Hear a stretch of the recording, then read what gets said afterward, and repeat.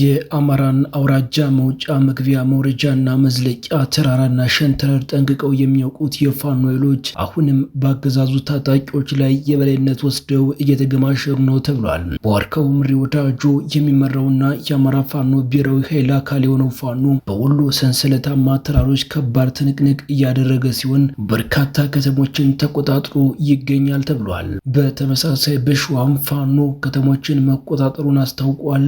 ቀዳሚው መረጃችን ነው። በአስመራ ከባድ ቀውስ መከሰቱ ተነገረ። አስመራን ጨምሮ በመላ ኤርትራ ከባድ ቀውስ ተከስቷል። የቀድሞው የሻዕቢያ ታጋይ የነበረውና በአሁኑ ወቅት በኖርዌይ ዩኒቨርሲቲ ተመራማሪ የሆኑት መሐመድ ከይር የኤርትራን አሁናዊ ቀውስ በተመለከተ ያጋሩት መረጃ አስደንጋጭ ሆኗል። ሌላኛው መረጃችን ነው። ኢሰመጉ በምስራቅ አርሲ ከ400 በላይ ሰዎች መገደላቸውን ይፋ አደረገ። የኢትዮጵያ ሰብአዊ መብቶች ጉባኤ በኦሮሚያ ክልል ምስራቅ አርሲ ዞን በተለያዩ ወረዳዎች በርካታ ንጹሃን ሰዎች መገደላቸውን ይፋ አድርጓል። ይህንንም በዝርዝር ተሰሙታላችሁ። ኢራን አሜሪካ ጥቃቷን እስካቆመች ድረስ አጸፋዊ ወታደራዊ እርምጃዎችን ማስታወቋን ተከትሎ የዓለም የነዳጅ ዋጋ በከፍተኛ ሁኔታ አሽቆልቁሏል።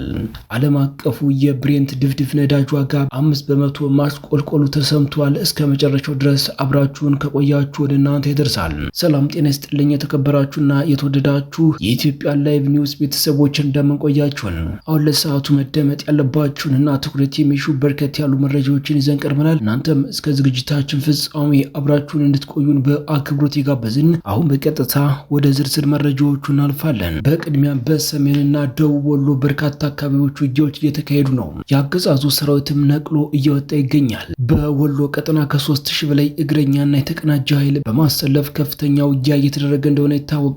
የፋኖ ኃይሎችም የተቀናጀውን የአገዛዙ ማጥቃት በመቀልበስ ንዑስና ስትራቴጂክ የሆኑ ከተሞችን መልሰው እየተቆጣጠሩ መሆናቸውን ከግንባር የደረሱን መረጃዎች ያሳያሉ።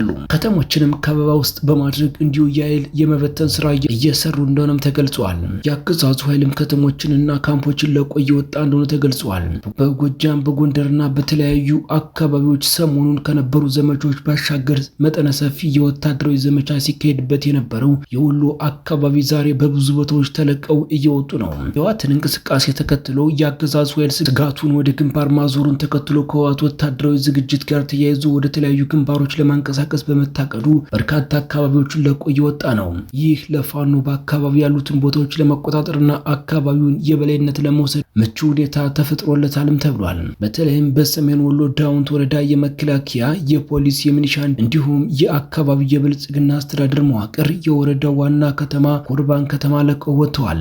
ዋና ዋና አመራሮች ከመከላከያ ጋር ታጅበው ወደ ጋሸና ያቀኑ ሲሆን የቀረው ፖሊስ ሚኒሻ ደግሞ ወደ ቆላማው አካባቢዎች መበተኑን የታወቀው። ከዚሁ ጋር በተያያዘ እንዲሁም ከ8 በላይ የሚኒሻ አባላትን በፋኖ መያዛቸውና ፋኖ ከተማዋን ሙሉ በሙሉ በቁጥጥር ስር መዋሉ ተገልጿል። በተመሳሳይ በደቡብ ወሎ መቅደላ ወረዳ ኮሬብና ደብረ ዘይት እንዲሁም ደግሞ ማሻ ከተሞችን ሰራዊቱ ለቆ እየወጣ እንደሆነ ተነግሯል። ኮሬብና ደብረ ዘይት ሙሉ በሙሉ በፋኖ ቁጥጥር ስር ገብተዋል። ሰራዊቱ ከማሻም እየወጣ ነው ተብሏል። በአሁኑ ወቅት በማሻ ከተማ ጥቂት የፖሊስና የሚኒሻ አባላት ብቻ ቀርተዋል። በዚሁ ግንባር ከፍተኛ ውጊያ ሲደረግ ነበር። ግንባሩንም በነ ጄኔራል ዘውዱ ሰጣርጌ ራሳቸው ሲመሩት የነበረ የመቅደላ ግንባር ነው። ዛሬ ለቆ እየወጣ ነው ተብሏል። በዚሁ በከለላ ወረዳም በምዕራብ ወሎ የወሎና የሸዋ አዋሳኝ በሆኑ አካባቢዎች ስልታዊ ጠቀሜታቸው ወሳኝ በተባሉት የደገር አካባቢዎች የመከላከያና የአገዛዙ ጦር አካባቢው ለቆ እየወጣ ነው ተብሏል። ደገር ከተማ ካሁን በፊት ተደጋጋሚ የድሮንና የአየር ድብደባ የተፈጸመበት ወሳኝ ገዢ መሬት ነው። አሁን ላይ ፋኖ ከተማውን መልሶ መቆጣጠሩ ነው የተሰማው።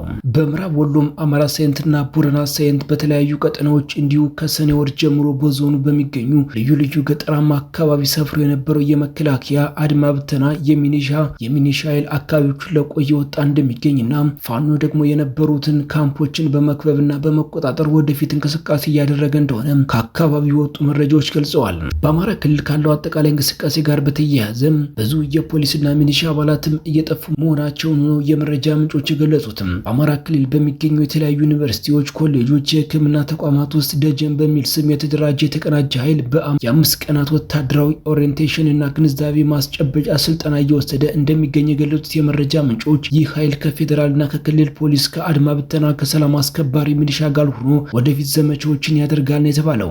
ስልጠናው በመከላከያ ሰራዊት ከፍተኛ አዛዦች የተሰጠ እንደሚገኝ የገለጹት የመረጃ ምንጮች ሰራዊቱ በክልሉ የሚገኙ በዞን ማዕከላት፣ በወረዳዎች እንዲሁም ደግሞ በሌሎች ተቋማት ሰፍሮ ይገኛል። ቀደም ሲል በተያያዘው ክልላዊ ዕቅድ መሰረት 33,000 ወጡ ተብሎ በመከላከያ ለአማራ ክልል በተሰጠ ትዕዛዝ መሰረት ከፖሊስ ከአድማ ብተና ከሚኒሻና ከሌላ ተመላሽ ኃይል ነው ይህንን እያስገባ የሚገኘው። በተያያዘም ስልጠና የሚወስደው ኃይል በሚቀጥሉት ጥቂት ቀናት ወደ ግንባር ይንቀሳቀሳል ተብሎ ይጠበቃል። ከዚሁ ጋር ተያይዞ የሚኒሻ አባላት በሌሊት ከካምፖቻቸው እየወጡ እየጠፉ ይገኛሉ ተብሏል። ደብረ ብርሃን፣ ፍኖተ ሰላም አካባቢ የወጡ መረጃዎች እንደሚያሳዩት ከየአካባቢው ወጥተው ስልጠና ይሰጣቸው የነበሩ የሚኒሻ አባላት በሌሊት መውጣታቸውንና መጥፋታቸውን የሚገልጹ መረጃዎች ያሳያሉ። በሸዋ ቀጠና በሸዋሮቢት አቅራቢያ በሚገኙ የይፋት ቀጠናዎች አርሜኒያ ተብሎ በሚጠራው አካባቢ ፋኖ ድንገተኛ ጥቃት መፈጸሙን መረጃዎች ገልጸዋል። ዛሬ ሐምሌ 20 ከሌሊቱ 10 ሰዓት እስከ 11 ሰዓት ተኩል ድረስ በአካባቢው በሚገኝ የመከላከያና አድማ ብተና እንዲሁም ሚኒሻ ካምፕ ላይ ፋኖ ጥቃት መፈጸሙን የገለጹት የመረጃ ምንጮች በዚሁ ጥቃት በአካባቢው ማፉድና በተለይ አርሜኒያ አካባቢ ከፍተኛ ተኩስ እንደነበር በጠዋቱ ዜና ወጃችን መዘገባችን ይታወሳል። በሌላ መረጃ አስመራን ጨምሮ በመላ ኤርትራ ከባድ ቀውስ ተከስቷል ተብሏል። የሻዕቢያ ፖሊሲ ኤርትራ ምን አይነት ማጥ ውስጥ እየከተታት እንደሆነ በግላጭ እየታየ ነው ተብሏል። የቀድሞ የሻዕቢያ ታጋይ የነበረው በአሁኑ ወቅት በኖርዌይ ዩኒቨርሲቲ ተመራማሪ የሆኑት መሐመድ ከይር ዑመር የኤርትራን አሁናዊ ቀውስ በተመለከተ ያጋሩት መረጃ አስደንጋጭ ሆኗል። መረጃው ኢሳያስ አፈወርቂ በገዛ አምሳላቸው ጠፍጥፈው የሰሯትን በገዛ እጃቸው እያፈራረሷት ይሆን የሚል ጥያቄን ያስነሳል። ተመራማሪው ባጋሩት መረጃ በኤርትራ ከባድ የንጹህ መጠጥ ውሃና የመድኃኒት እጥረት ተከስቷል። ይህም የሻዕቢያ ፖሊሲ ውጤት ስለመሆኑ ተመራማሪው ያነሳሉ።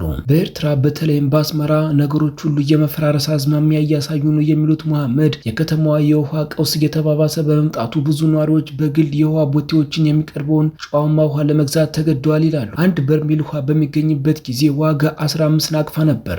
ሆኖም ያ ውሃ ለመጠጥ፣ ለምግብ ማብሰያ፣ ለመታጠቢያ፣ ለልብስ እጥበትና ለቤት ማጽጃ ማብቃት አለበት። ይህም ለብዙ ኤርትራውያን ከአቅም በላይ ሆኗል። ከዚህ በተጨማሪም ረጅም ሰዓታት የሚወስደው የኤሌክትሪክ መቆራረጥ ደግሞ የዕለት ተዕለት ችግሩን በማባባስ መሰረታዊ አገልግሎቶችን እያስተጓጎለ ይገኛል ብለዋል። በሌላ መረጃ ኢሰመጉ በምስራቅ አርሲ ከ450 በላይ ሰዎች መገደላቸውን ይፋ አድርጓል። የኢትዮጵያ ሰብአዊ መብቶች ጉባኤ ኢሰመጉ በኦሮሚያ ክልል ምስራቅ አርሲ ዞን በተለያዩ ወረዳዎች ከ2014 ዓ.ም እስከ ግንቦት 24 ቀን 2014 ዓ.ም ድረስ በተፈጸሙ የሰብአዊ መብት ጥሰቶች ያካሄደውን የምርመራ ግኝት ይፋ ባደረገበት 158ኛ ልዩ መግለጫው ቢያንስ ከ450 በላይ ንጹሃን ዜጎች መገደላቸውን አስታውቋል። ሀገር በቀል የሰብአዊ መብት ተሟጋች ድርጅት በ37 ገጾች ቀንብቦ ባወጣው ሪፖርት መሰረት በዞኑ በሚገኙ 9 ወረዳዎች ውስጥ በታጣቂ አካላት ማንነትና ሃይማኖትን መሰረት በማድረግ በተፈጸመው ጥቃት የሰው ሕይወት ከማለፉ ባሻገር በርካታ ዜጎች ለአካላዊ ጉዳት፣ ለእገታና ለአስገድዶ መሰወር ተዳርገዋል ብለዋል።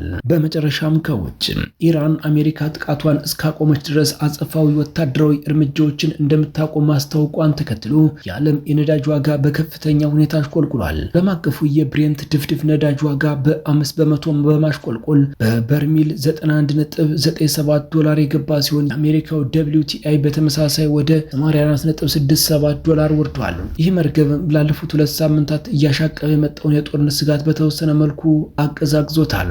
ይህ ተወደዳችሁና የተከበራችሁ በመላው ዓለም የምትገኙ የሚዲያችን ቤተሰቦች ለሰዓቱ ያዝናቸው መረጃዎች እነዚህን ይመስሉ ነበር። እናንተም እስከ ዝግጅታችን ፍጻሜ አብራችሁን ስለቆያችሁ ምስጋናችን ከልብ ነው። በሌላ አዳዲስ ወቅታዊ መረጃ እስከምንገናኝ በያላችሁበት ሁሉ ሰላሙን ተመኘን። ጤና ይስጥልን።